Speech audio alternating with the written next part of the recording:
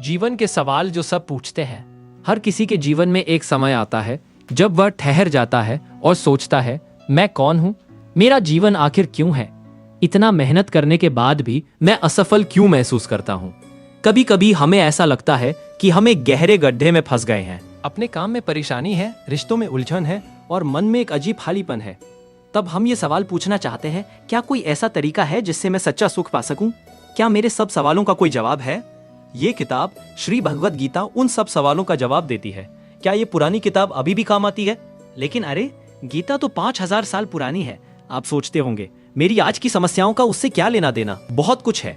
गीता का संदेश इतना सार्वभौमिक है कि ये किसी भी समय, किसी भी देश, किसी भी परिस्थिति में लागू होता है। चाहे आप एक व्यवसायी हो, एक शिक्षक हो, एक माता पिता हो, एक कलाकार हो, गीता आपके जीवन के हर पहलू में मार्गदर्शन देती है। दुनिया भर में लाखों लोग इसे पढ़ते हैं और अपने जीवन में परिवर्तन देखते हैं। ये किसी धर्म या संप्रदाय की किताब नहीं है, ये एक जीवन विज्ञान है। कौन लिखी थी ये किताब और कहां? कल्पना करो, एक विशाल युद्ध का मैदान, दोनों तरफ लाखों सैनिक खड़े हैं, तीरों की वर्षा होने वाली है, मृत्यु सामने दिख रही है। इसी क्षण एक युवा योद्धा अर्जुन अपने सारथी श्री कृष्ण से पूछते हैं, कृष्ण, मैं क्या करूं? मेरे सामने मेरे अपने रिश्तेदार, मेरे गुरु, मेरे मित्र हैं। क्या मैं इन्हें मार सकता हूं? क्या ये सही है? इसी क्षण से शुरू होता है गीता का संवाद। श्री कृष्ण धीरे धीरे अर्जुन को समझाते हैं कि असल जीवन क्या है, कर्तव्य क्या है, सही और गलत को कैसे समझें और अपने डर को कैसे पार करें। और जब आप ये किताब पढ़ेंगे तो आप महसूस करेंगे कि वह संवाद आपके बारे में भी है। गीता की क्या खूबसूरती है। गीता को समझाना आसान है। इसमें कोई जटिल गणित नहीं है, कोई रहस्यपूर्ण संकेत नहीं। बस एक गुरु है और एक शिष्य है। गुरु जीवन की बातें समझा रहा है और शिष्य सीख रहा है। लेकिन जो बातें समझाई जा रही हैं वे बिल्कुल सीधी और गहरी दोनों है। मसलन, तुम हर दिन सोचते हो, मैं ये काम करूं या ना करूं। गीता बताती है सही काम कैसे चुने। तुम्हें लगता है कि सफलता और असफलता सब कुछ है। गीता कहती है ये सब फेरे हैं, असल चीज कुछ और है। तुम डर जाते हो जब बड़ा चैलेंज सामने आता है। गीता सिखाती है डर को कैसे समझकर उससे आगे बढ़े। तुम सोचते हो मेरा कर्तव्य क्या है। गीता बताती है कर्तव्य और स्वभाव का रिश्ता क्या है। पर क्या ये किताब सच ही काम करती है? हाँ, और इसका सबूत यह है कि पिछली 5000 सालों में लाखों लोगों ने इसे पढ़ा है, समझा है और अपने जीवन में लागू किया है। आज के समय में भी व्यावसायिक नेता गीता पढ़ते हैं और बेहतर फैसले लेते हैं। माता पिता गीता से सीखते हैं कि अपने बच्चों को कैसे गाइड दे। कलाकार गीता में अपनी रचनात्मकता के लिए प्रेरणा खोजते हैं। आम लोग गीता के सिद्धांतों से अपनी रोजमर्रा की परेशानियों का हल निकालते हैं। और सबसे दिलचस्प बात यह है, गीता आपको एक फॉर्मूला नहीं देती, वह आपको समझ देती है। उस समझ के साथ आप अपने जीवन की हर परिस्थिति में सही निर्णय ले सकते हैं। क्या इसे समझना मुश्किल है? लेकिन गीता तो संस्कृत में है और उसमें दार्शनिक बातें हैं। आप सोच सकते हैं, हाँ, गीता के मूल श्लोक संस्कृत में हैं, लेकिन इसका मतलब ये नहीं कि वह आपके लिए बंद किताब है। जब कोई अच्छे ढंग से गीता के श्लोकों को सरल भाषा में समझाए तो वह बिल्कुल स्पष्ट हो जाती है। हर श्लोक एक गहरा विचार लेकर आता है और उसे हमारे रोजमर्रा की भाषा में कहा जा सकता है। इसीलिए हम यहाँ गीता को सरल, सीधी और रोचक भाषा में समझा रहे हैं, ताकि आप हर बात को महसूस कर सकें, केवल पढ़ न लें। गीता में पहला शब्द कौन सा है और ये क्या कहता है? गीता का पहला शब्द है धर्म। अब धर्म का मतलब सिर्फ धर्म इक्वल मजहब नहीं है, ये एक गहरा शब्द है। धर्म का असली मतलब है वह शाश्वत कर्तव्य जो हमें हमारे असली स्वरूप से जोड़ता है। हर व्यक्ति का एक स्वभाव है, हर परिस्थिति का एक दायरा है। धर्म का मतलब है उस स्वभाव और परिस्थिति के अनुसार सही काम करना। और जब आप सही काम करते हैं तो भीतर एक शांति, एक संतुष्टि महसूस होती है। ये संतुष्टि ही तुम्हें असल सुख की ओर ले जाती है। इसी वजह से गीता धर्म के साथ शुरू होती है, क्योंकि ये किताब तुम्हें बताती है कि असल में जीना क्या है। तो शुरुआत कहाँ से करें? ये जो किताब आपके हाथ में है या स्क्रीन पर दिख रही है, वह गीता के सभी 18 अध्यायों को क्रम से समझाएगी। हर अध्याय के हर श्लोक को इस तरह प्रस्तुत किया जाएगा। 1, पहले संस्कृत का श्लोक, ताकि आप मूल शब्दों को सुने। 2, फिर सरल हिंदी में व्याख्या, ताकि आप समझ सकें। 3, फिर आज की जिंदगी से जुड़ाव, ताकि आप देखें कि यह आपके जीवन में कैसे काम आती है। और सब कुछ इस तरह मानवीय, गहरा और प्रेरणादायक होगा कि आप खुद ही इसे आगे बढ़ाना चाहेंगे। तो अब तैयार हैं? युद्ध के मैदान पर हनुमान ध्वज वाले रथ पर एक असमंजस में भरा युवक और उसका सारथी, जो भगवान भी है, दोनों हमें बुला रहे हैं। श्री कृष्ण कह रहे हैं, अर्जुन बैठ जाओ, तुम्हारे सब सवालों का जवाब है, बस सुनो। और जब आप सुनेंगे तब आप महसूस करेंगे कि वह संवाद तुम्हारे साथ भी है, तुम्हारे डर के साथ, तुम्हारे सवालों के साथ, तुम्हारी जिज्ञासा के साथ। चलो शुरू करते हैं। अब आगे का रास्ता है श्री भगवत गीता का पहला अध्याय, जहां अर्जुन का द्वंद्व शुरू होता है और कृष्ण की बुद्धिमत्ता उसे सुलझाने के लिए तैयार हो जाती है। श्लोक 1.1 धृतराष्ट्र का प्रश्न। धृतराष्ट्र उवाच धर्मक्षेत्रे कुरुक्षेत्रे समवेता युयुत्सवा मामकाः पांडवाश्चैव किम कुर्वतः संजय। सरल गहरी हिंदी कथा में अंधे राजा धृतराष्ट्र पूछते हैं, हे संजय, धर्मभूमि कुरुक्षेत्र में युद्ध करने की इच्छा से एकत्र हुए मेरे पुत्र और पांडु के पुत्रों ने क्या किया। यह शुरुआत ही पूरे संघर्ष की जड़ खोल देती है। वह दोनों पक्षों को मेरे और उनके के रूप में देखता है। मामका मेरे बेटे और पांडवा दूसरे। आंखों से अंधा होने के साथ साथ वह आध्यात्मिक दृष्टि से भी अंधा है। उसे न्याय और धर्म से ज्यादा अपनी पुत्रों की जीत प्रिय है।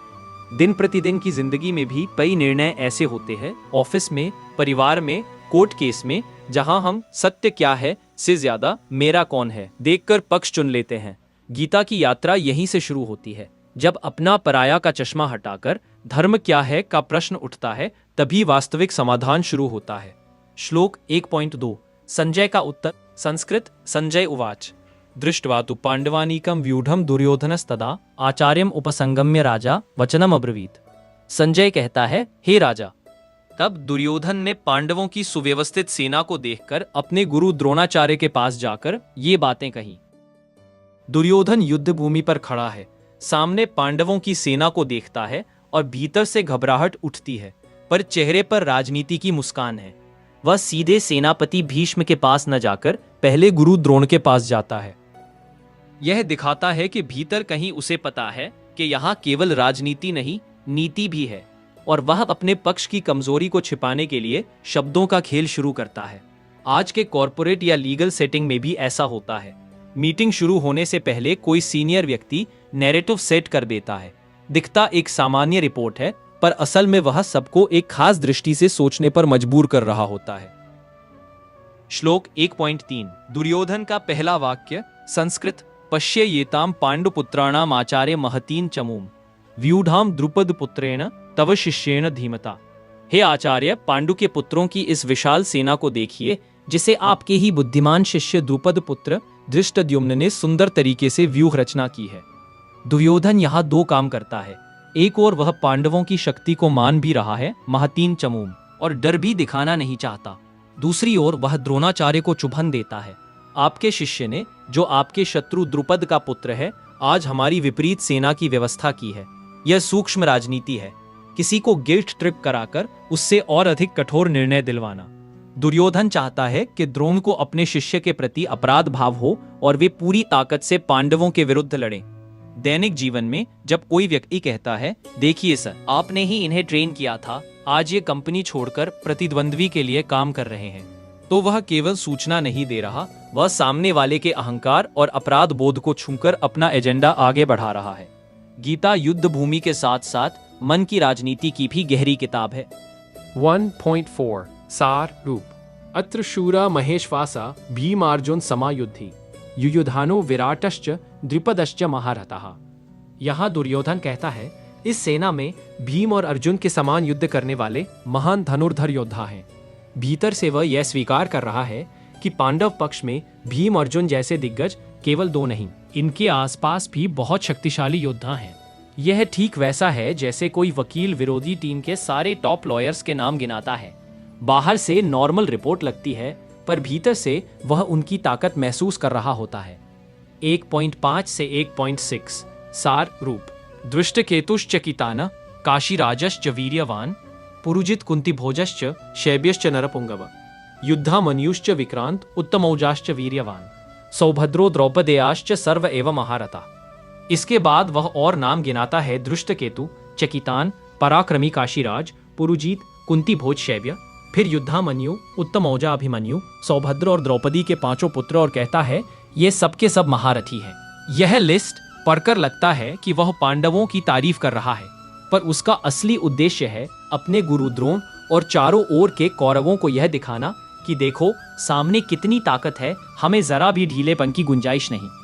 1.7 सार रूप। अस्माकं तु विशिष्टा ये तान वबोध द्विजोत्तम नायका मम सैन्यस्य संजार्थम तान ब्रवीमि ते। हे ब्राह्मश्रे, अब हमारी सेना के विशिष्ट सेनानायकों को भी सुनिए, जिनके बारे में मैं आपको बताता हूँ। जब भी किसी बड़े मुकदमे या प्रोजेक्ट से पहले डर महसूस होता है तो मन स्वाभाविक रूप से हमारी टीम में कौन कौन स्ट्रांग है यह रिसाइट करने लगता है। यह एक तरह का सेल्फ पेप टॉक है। 1.8 सार रूप। भवान भीष्मश्च कृपश्च समितिंजय अश्वत्थामा विकर्णश्च सौंदत्तिस्तथैव। वह कहता है, आप स्वयं भीष्म, कर्ण, कृपाचार्य, अश्वत्थामा, विकर्ण और भूरिश्रवा सौंदत्ति पुत्र, ये सब सदैव विजय पाने वाले योद्धा हैं। यह सूची उसके मन में आत्मविश्वास जगाती है। भीष्म जैसा आजीवन ब्रह्मचारी अपराजित योद्धा, कर्ण जैसा दानवीर और महाधनुर्धर, अश्वत्थामा जैसा ब्रह्मास्त्रधारी। उसे लगता है कि इतने बड़े बड़े लोग मेरे साथ हैं, मैं कैसे हार सकता हूँ। अन्ये च बहवः शूरा मदर्थे त्यक्त जीविताः नाना शस्त्र प्रहरणा सर्व युद्ध विशारदा। और भी अनेक शूरवीर हैं जो मेरे लिए अपने प्राण तक को त्याग देने को तैयार हैं। वे विविध अस्त्र शस्त्रों से सुसज्जित हैं और युद्ध कला में निपुण हैं। यह दुर्योधन के भीतर की राजनीति दिखती है। वह कहता है, मेरे लिए जीवन त्याग को तैयार, अपनी पर्सनल लॉयल्टी से बांधना चाहता है। कई बार नेता कंपनी के लिए न कहकर मेरे लिए शब्द इस्तेमाल करते हैं। इससे ग्रुप माइंड बनता है, पर साथ ही ब्लाइंड लॉयल्टी भी। संस्कृत सार। अपर्याप्तम तदस्माकम बलम भीष्माभिरक्षितम पर्याप्तम त्विदमेतेषाम बलम भीमाभिरक्षितम। हमारी सेना जो भीष्म द्वारा रक्षित है असीमित है, और इनकी सेना जो भीम द्वारा रक्षित है सीमित है। ऊपर से वह कह रहा है, हमारी शक्ति अपर्याप्त नहीं, अनंत है, उनकी कम है। पर अगर सचमुच पूरा विश्वास होता तो तुलना करने की जरूरत ही ना पड़ती। तुलना तभी होती है जब भीतर कहीं डर हो। भीष्म का नाम लेकर वह अपने पक्ष को मोरल बूस्ट देता है, पर भीम का नाम लेते ही उसके पुराने भय याद आते हैं। भीम ने कई बार उसे और उसके भाइयों को पराजित किया। विषकांड और अन्य घटनाओं का इतिहास उसके मन में बैठा है।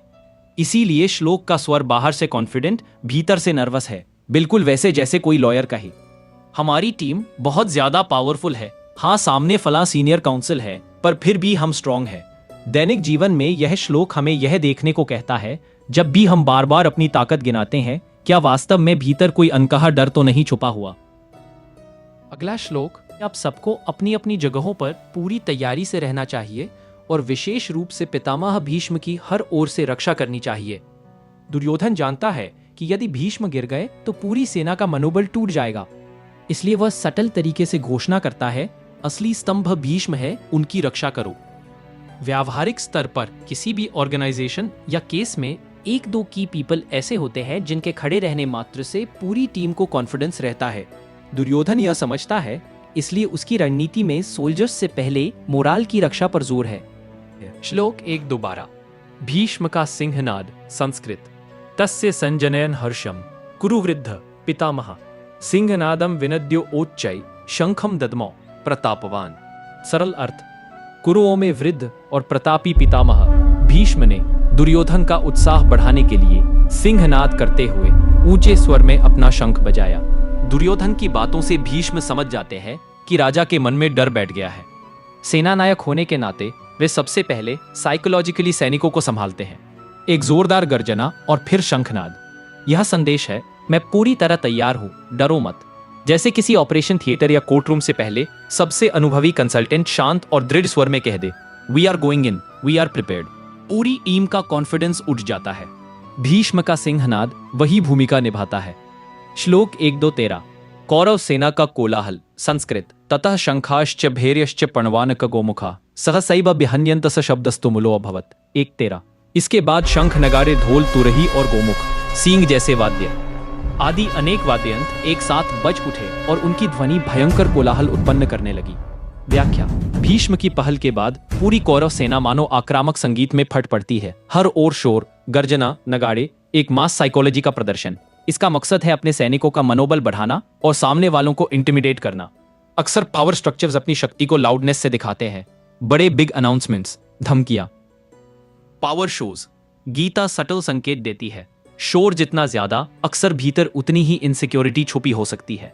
श्लोक 1-2-14। कृष्ण अर्जुन का दिव्य शंखनाद। संस्कृत। तथा श्वेतायर हयैर युक्ते महति स्यन्दने स्थितौ माधवः पांडवश्चैव दिव्य शंखौ प्रदद्मतु। 1-14।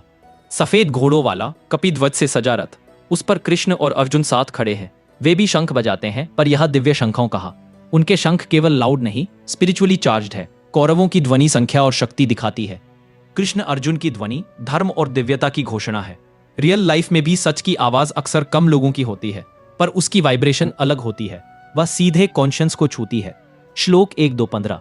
कृष्ण अर्जुन। भीम के शंख संस्कृत। पांचजन्यम ऋषिकेशो देवदत्तम धनंजय। पौंड्रम दद्मौ महाशंखम भीमकर्मा वृकोदर। ऋषिकेशो ने पांचजन्य नामक शंख, धनंजय देवदत्त शंख और भीमकर्मा वृकोदर ने पौंड्र नामक महाशंख बजाया।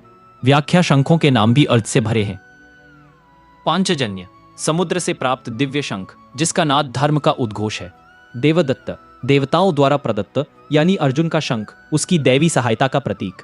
पौंड्र भारी गूंजदार शंख, भीम की प्रचंड शक्ति का प्रतीक।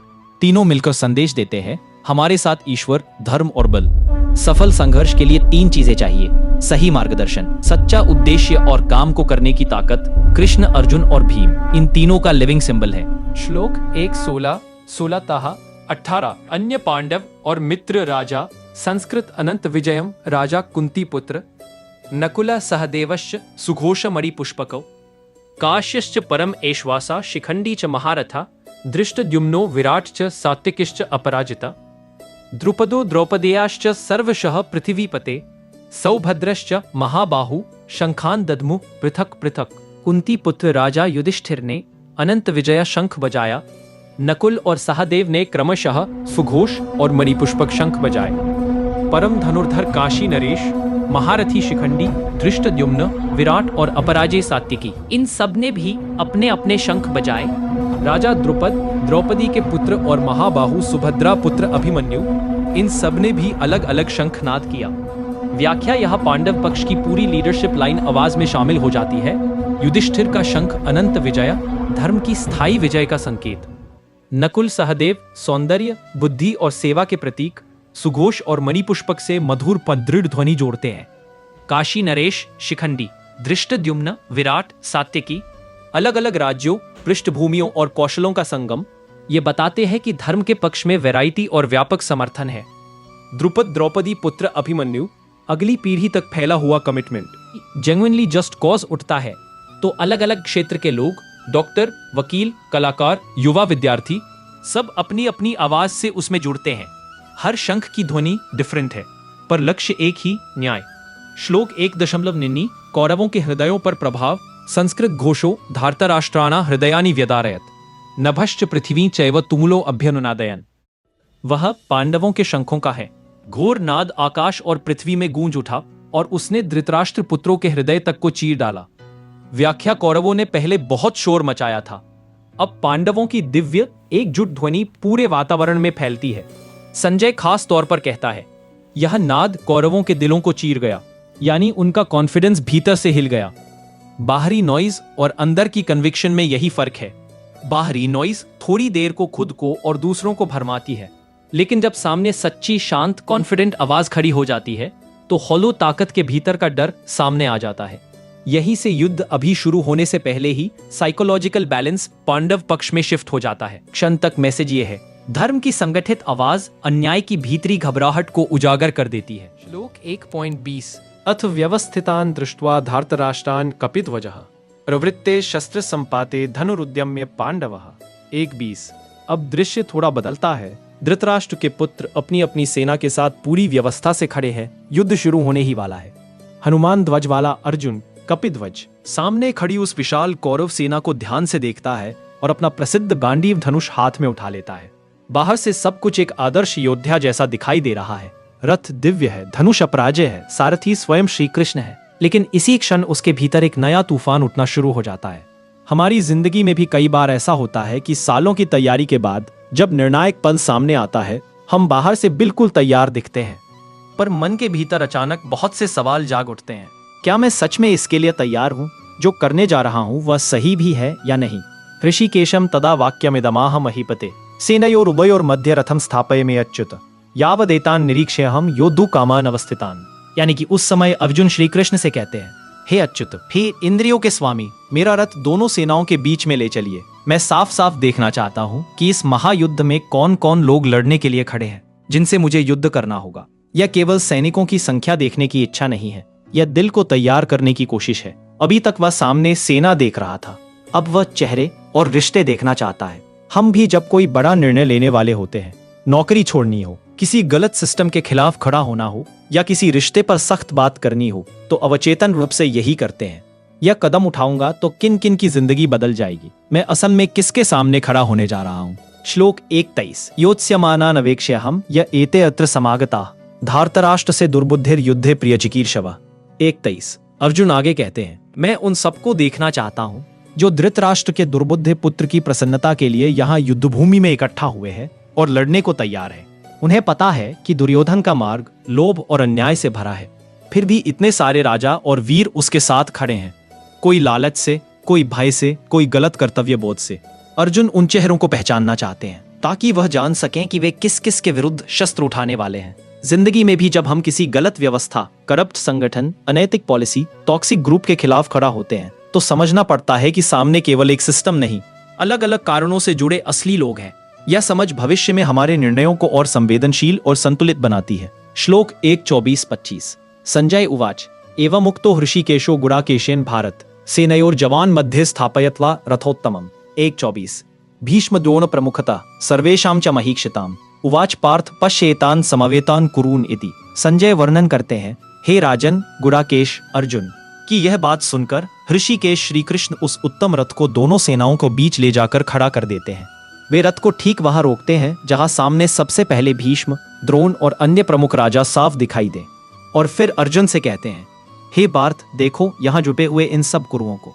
कृष्ण अभी कोई उपदेश नहीं देते, बस अर्जुन से कहते हैं, देखो सही मार्गदर्शक भी पहले यही करता है, स्थिति के सच से मुंह ना मोड़ने में सहायता करता है।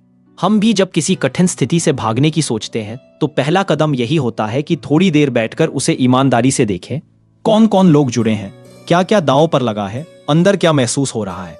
तभी आगे की सही दिशा दिखाई देती है। श्लोक अपश्यत स्थितान पार्थः पितॄन अथ पितामहान आचार्यान मातुलान भ्रातॄन पुत्रान पौत्रान सखींस तथा 126 श्वशुरान सुहृदश्चैव सेनयोर उभयोरपि तान समीक्ष स कौन्तेयः सर्वान बंधून अवस्थित निदम अब्रवीत। जब रथ बीच में रुक जाता है तो पार्थ अर्जुन दोनों ओर देखते हैं। उन्हें अपनी ही तरफ और सामने दोनों ओर पिता तुल्य बड़े, पितामह, आचार्य, मामा, भाई, पुत्र, पौत्र और मित्र दिखाई देते हैं। वे अपने ससुरों और हितैषियों को भी युद्ध के लिए खड़ा देखते हैं। इन सब बंधु बांधवों को मृत्यु के मुंह में खड़े देखकर अर्जुन के हृदय में अत्यंत करुणा भर जाती है और वे गहरे दुख से भरकर बोलने लगते हैं। यहां से अर्जुन की अंदरूनी गिरावट शुरू होती है। अब तक वे योद्धा की नजर से देख रहे थे, अब उनके भीतर पुत्र, शिष्य, दामाद और मित्र जाग उठता है। हमारी जिंदगी में भी रोल्स और रिलेशनशिप्स अक्सर टकराते हैं। डॉक्टर हूं तो कठोर निर्णय लेना है, लेकिन सामने अपना ही प्रिय रोगी हो तो दिल अलग कहता है। मैनेजर हूं तो नियम लागू करने हैं, पर सामने पुराना दोस्त हो तो हाथ रुक जाता है। श्लोक 128-129 अर्जुन उवाच कृपया परयाविष्टु विशीदन निदम अब्रवीत दृष्ट्वेमं स्वजनम कृष्ण युयुत्सुं समवस्थितम्। 128 सीदन्ति मम गात्राणि मुखम च परिशुष्यति वेपथुश्च शरीरे में रोमहर्षश्च जायते। 129 अर्जुन कहते हैं, हे कृष्ण, अपने स्वजनों को युद्ध करने के लिए सामने खड़ा देखकर मैं करुणा से भर गया हूं। मेरे अंग ढीले पड़ रहे हैं, मेरा मुंह सूख रहा है, पूरे शरीर में कंपकंपी हो रही है और रोमांच हो रहा है। यह केवल भावुकता नहीं बल्कि तीव्र मानसिक तनाव की शारीरिक अभिव्यक्ति भी है। जब कोई बड़ा इमोशनल शॉक आता है, किसी अपने की बीमारी, रिश्ता टूटने की स्थिति या कोई भारी नैतिक दुविधा, तो अक्सर शरीर भी साथ साथ प्रतिक्रिया देता है। हाथ कांपने लगते हैं, मुंह सूख जाता है, दिल तेजी से धड़कने लगता है। गीता ईमानदारी से दिखाती है कि महान योद्धा भी ऐसे क्षणों में पूरी तरह मानवीय और कमजोर महसूस कर सकते हैं। श्लोक 1 गांडीवम स्रंसते हस्तात् त्वक्चैव परिदह्यते न च शक्नोम्यवस्थातुं भ्रमतीव च मे मनः। अर्जुन आगे कहते हैं, मेरा गांडीव धनुष हाथ से फिसल रहा है, त्वचा जलती सी लग रही है, मैं खड़ा भी नहीं रह पा रहा, मेरा मन चक्कर खा रहा है। यहाँ उनका आत्मविश्वास लगभग टूट चुका है। जिस गांडीव को उठाते ही दुश्मनों के दिल कांपते थे, वही धनुष अब उनके हाथों में बोझ जैसा लग रहा है। जब भीतर से हम अपने ही निर्णय पर संदेह करने लगते हैं, तो वही काम जो पहले हमें शक्ति देता था, अचानक भारी और असह्य महसूस होने लगता है। यह किसी सर्जन, जज या लीडर की स्थिति से बहुत मिलता जुलता है। जब वो सोचता है, क्या मैं सच में सही कर रहा हूं? अगर मैं गलत निकला तो निमित्तानि च पश्यामि विपरीतानि केशव न च श्रेयोनुपश्यामि हत्वा स्वजनम आहवे। 121 अर्जुन कहता है, हे केशव, मुझे चारों ओर अशुभ संकेत ही दिखाई दे रहे हैं। और अपने स्वजनों को युद्ध में मारकर मुझे कहीं कोई भलाई नहीं दिखती। अब उसके लिए हर दिशा धंधली और डरावनी हो चुकी है। उसे लगता है कि चाहे जो परिणाम आए, अच्छी बात कोई नहीं होगी। जीत भी भयावह लगती है, हार भी। जीवन में कई बार हम भी ऐसी स्थिति में पहुंच जाते हैं जब आगे का हर विकल्प खराब दिखता है। मन कहता है जो रास्ता चुनूंगा बाद में पछताना ही पड़ेगा। गीता यही से सिखाना शुरू करेगी कि ऐसे समय सिर्फ भावनाओं के आधार पर नहीं, एक गहरी स्थिर दृष्टि के आधार पर निर्णय लेना सीखना पड़ता है। पर वो शिक्षा अगले अध्याय में आएगी।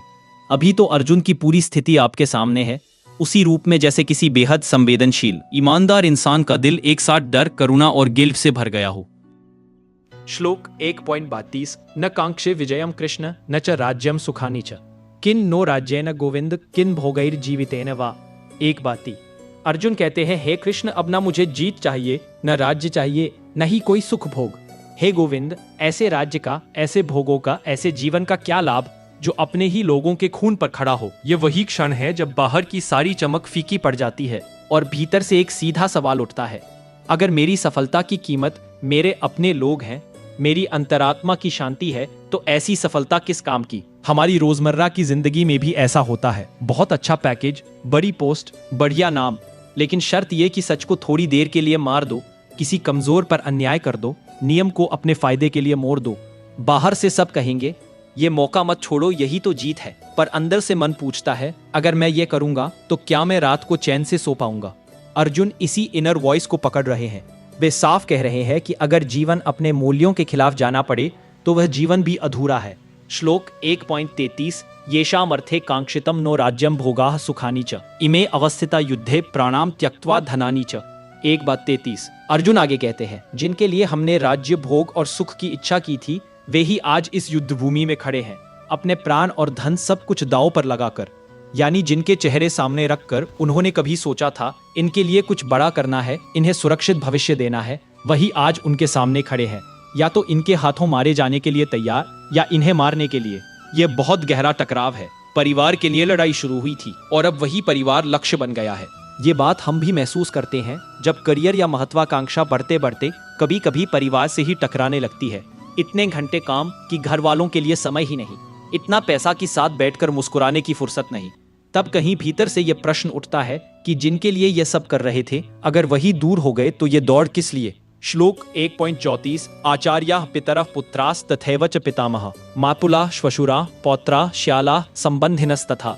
अब रिश्तों को नाम लेकर गिनाते हैं। यहाँ मेरे गुरु है, मेरे पिता जैसे बड़े हैं, मेरे पुत्र हैं, पितामह हैं, मामा है, ससुर है, पौत्र है, साले हैं और अनगिनत अन्य संबंधी है। वे सिर्फ दोनों तरफ रिश्तेदार खड़े हैं ऐसा नहीं कह रहे। वे हर रिश्ते का नाम इसलिए ले रहे हैं ताकि कृष्ण भी महसूस करें कि ये युद्ध सिर्फ दो पक्षों का नहीं, एक पूरे परिवार के टूटने का है। हम भी अपने जीवन में जब किसी निर्णय से पहले सोचते हैं कि इससे मेरे माँ बाप पर क्या असर पड़ेगा, मेरे बच्चों पर, मेरे मित्रों पर, तो भीतर वही प्रक्रिया चल रही होती है जो यहाँ अर्जुन के मन में है। सिर्फ मुद्दा या सिद्धांत नहीं, उसके पीछे जुड़े चेहरे भी सामने आ जाते हैं। श्लोक 1.35 एतान्न हन्तुम इच्छामि घ्रतोऽपि मधुसूदन अपि त्रैलोक्य राज्यस्य हेतो किन्नु मही कृते। 1:33। अर्जुन कहते हैं, हे मधुसूदन, ये लोग यदि मुझे मार भी डालें तब भी मैं इन्हें मारना नहीं चाहता।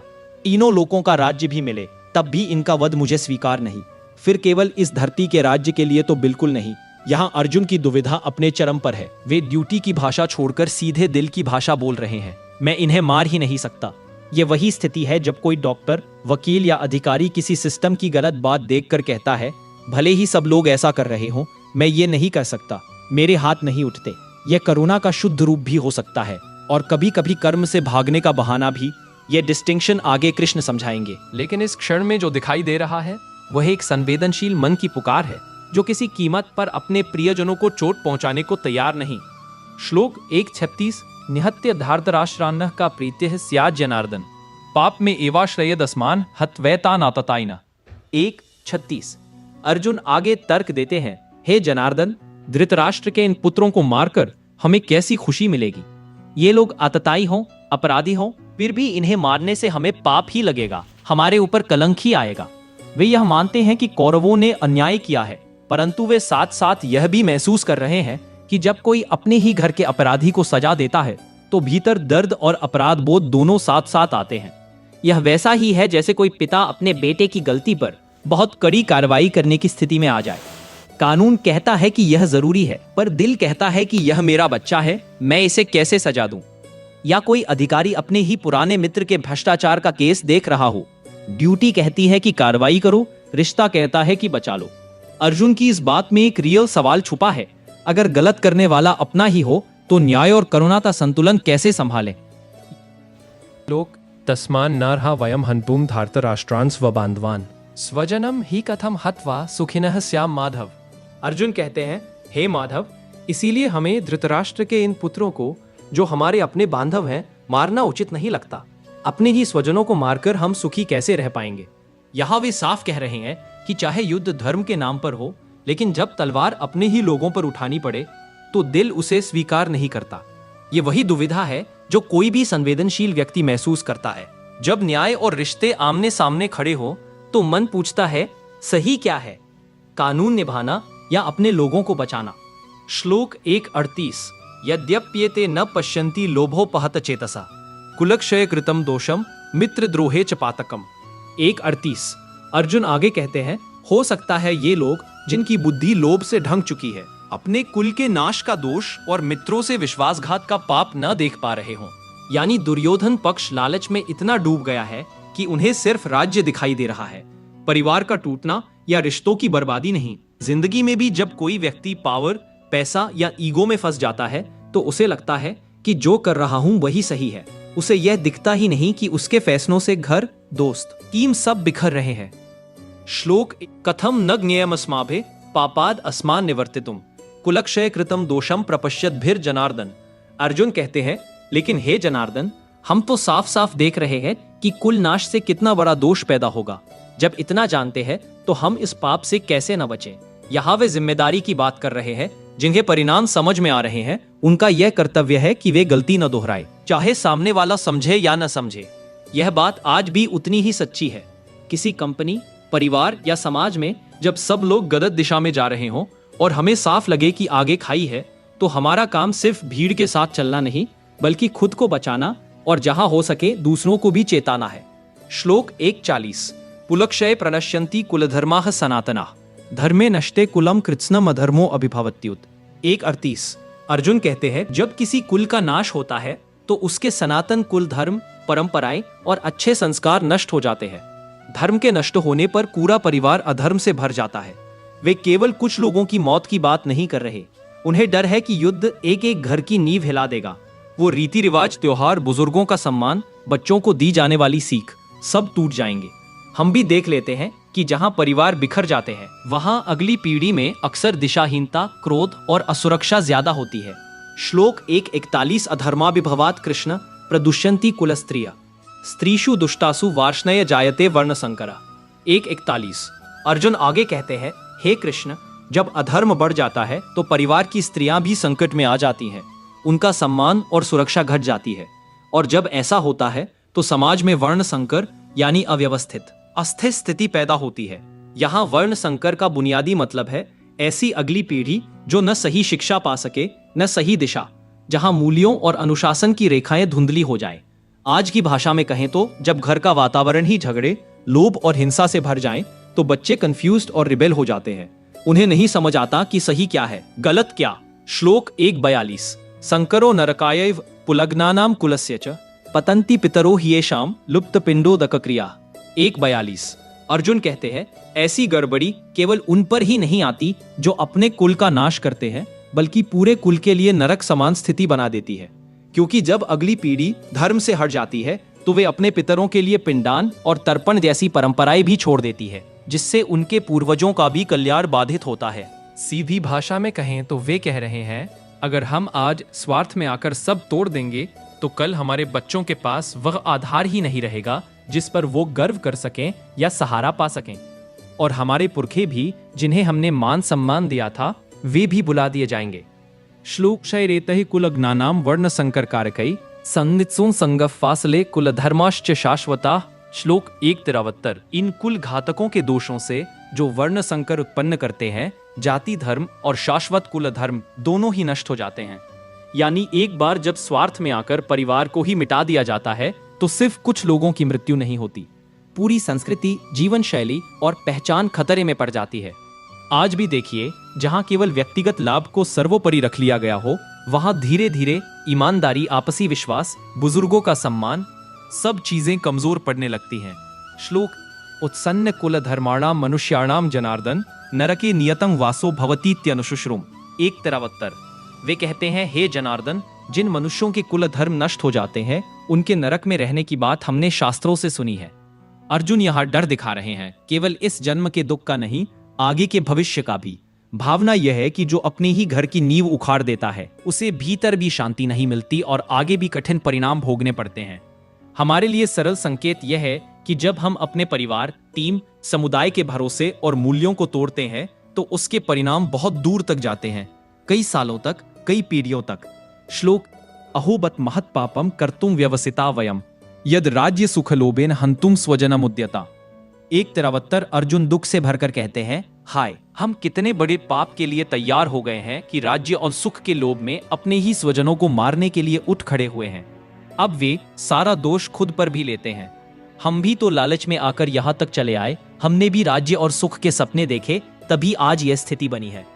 यह वह क्षण है जहां कोई व्यक्ति अचानक खुद को आईने में देखता है और कहता है, गलती सिर्फ सामने वाले की नहीं है, मैं भी कहीं ना कहीं उसी दौड़ में फंस गया था। इस तरह का सेल्फ रियलाइजेशन दर्द देता है, लेकिन यही आगे सच्चे परिवर्तन का आधार बनता है।